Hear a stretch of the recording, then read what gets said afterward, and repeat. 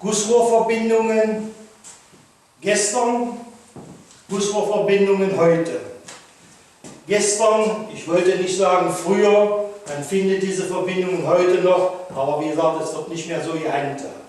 Die Gußrohre waren oder hatten eine angeformte Muffe, aber auch die jeweiligen Formstücke, die man benötigt hat.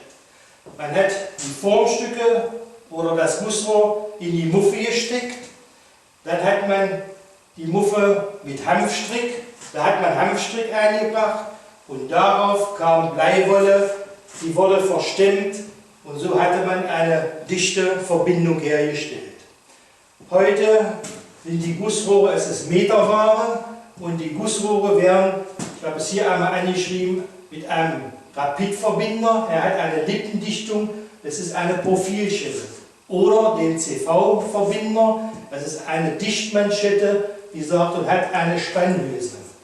Um vom Gußrohr auf andere Materialien einen Übergang zu schaffen, da nutzt man diesen Konfixverbinder, um eine dichte Verbindung herzustellen. Wie wurden vor ein paar Jahren noch die Gußrohre mit angeformter Muffe, wie wurden die abgedichtet? Man hat Hanfstrick genommen, das wurde in die Muffe eingestemmt und dann hat man aus Bleiwolle sich solche Zöpfe gedreht und die wurden auch mit dem Verstricker in die Muffe eingebracht. Ich möchte nochmal darauf eingehen, ja, mit dem Winkelschleifer, das kannte man so nicht. Wenn die Rohre nicht passend waren, dann wurden sie so gekürzt, indem man sie gehackt hat. Wie gesagt, dann hat man diesen Hanfstrick darum gelegt und hat das Rohr in die Muffe gesteckt und mit dem Verstricker nach unten gestoßen. Und darauf kam dann wieder der Bleizopf, den hat man dann eingelegt und da hat man dann mehrere übereinander versetzt in die Muffe, der verstrickt eingestemmt und hat so die Muffe abgedichtet.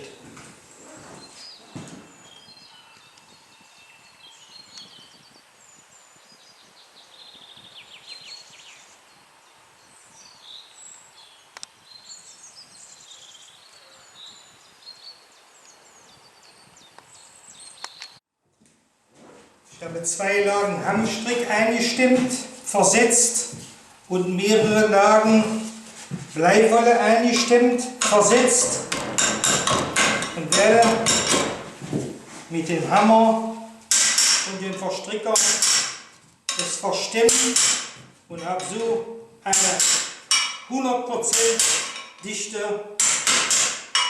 Verbindung hergestellt. Der Konfix, mit dem Konfix hat man die Möglichkeit, eine schnelle, dichte Verbindung von anderen Rohrmaterialien auf Gußrohr herzustellen. Wie gesagt, man steckt ihn auf, verschraubt das Spannband.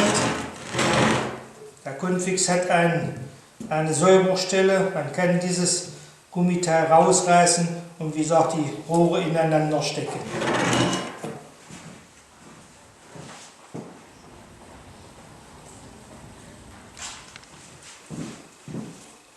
Gußrohrverbindung mit dem Rapidverbinder.